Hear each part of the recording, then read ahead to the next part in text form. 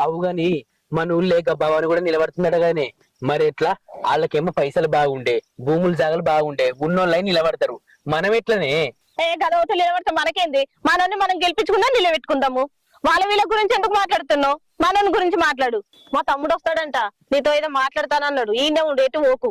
ఆగో, ఇంటికి వచ్చినాక మాట్లాడకపోనా? ఏమో ఎగిరిత పడ్డట్టు ఉరుకొస్తాడట. అయ్యో, ఒక్కరికమైనా సరే సరే, ఓ ఎండలు బాగా పలగబడ్డట్టు పని చేతివి, ఇంటి మొక్కన పోయిగా. నువ్వు కాకేస్తున్నావు పని. తెచ్చిపెట్టిన కొద్ది పాత బర్రెలు బలిసినావు. ఏం ఏర్పడుతుందా నీకు?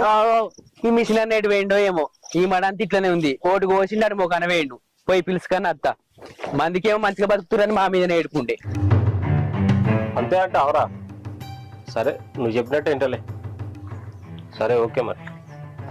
అల్లుడు మామ, నేను ఒక మాట చెప్తాను. చెప్పమ్మా. ఈసారి జనరల్ వచ్చింది. సర్పంచ్గా నా బిడ్డని